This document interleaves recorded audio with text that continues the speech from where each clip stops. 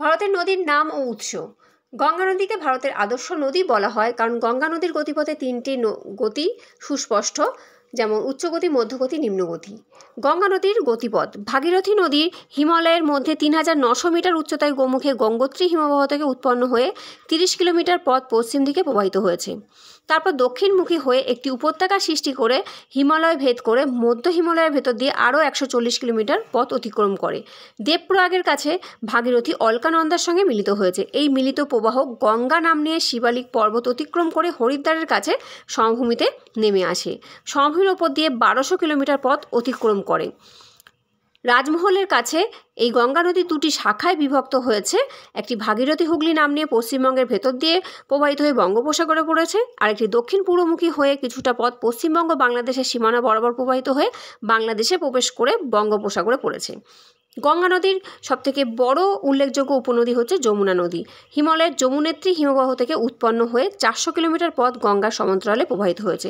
এছাড়াও গঙ্গার আরও অনেক উপনদী যেমন চম্বল, বেতোয়া, সোন, গণ্ডক, ঘরঘরা, কোশি, দামোদর প্রভৃতি। ব্রহ্মপুত্র নদ ভারতের আরেকটু উল্লেখযোগ্য নদী।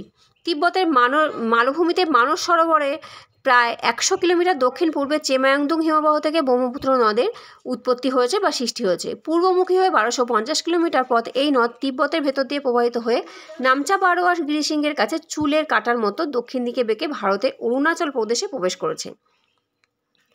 দক্ষিণ দিকে বাঁক নেওয়ার সময় এই ব্রহ্মপুত্র নদের নাম ছিল ডিহং বা নাম হয়েছে ডিহং। ডিহং ৫,৪৮৫ কিলোমিটার গভীর গিরিখাতে সৃষ্টি করেছে নামচা বারোয়ার কাছে। ব্রহ্মকুণ্ডে ডিহংয়ের সাথে ডিবং ও লোহিত নদীর মিলিত হয়েছে। এই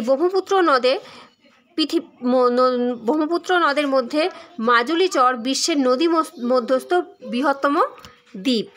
এছাড়াও ব্রহ্মপুত্রের অনেক উল্লেখযোগ্য নদী যেমন তিস্তা, সুবর্ণশিরি, ধানসিরি, মানস, সংকোষ প্রভৃতি। এছাড়াও আরও যে উল্লেখযোগ্য নদীগুলো ভারতের, যেমন মহানদী, এই নদীতে নির্মিত হীরাকুদ বাঁধ উল্লেখযোগ্য। সুবর্ণরেখা নদীতে হুড্রু জলপ্রপাত বিখ্যাত। গোদাবরী নদীতে ইন্দ্রাবতী নদীর ওপর চিত্রকূট জলপ্রপাত বিখ্যাত। কাবেরী নদীতে শিবসমুদ্রম জলপ্রপাত বিখ্যাত। নর্মদা নদীতে জব্বলপুরের কাছে ধোঁয়াধর বা মার্বেল ফলস বিখ্যাত। মাহি নদী কর্কটক্রান্তি রেখাকে দুবার অতিক্রম করেছে। লুনি নদী ভারতের একটি অন্তর্বাহিনী নদী। শরাবতী নদীতে যোগ জলপ্রপাত বিখ্যাত।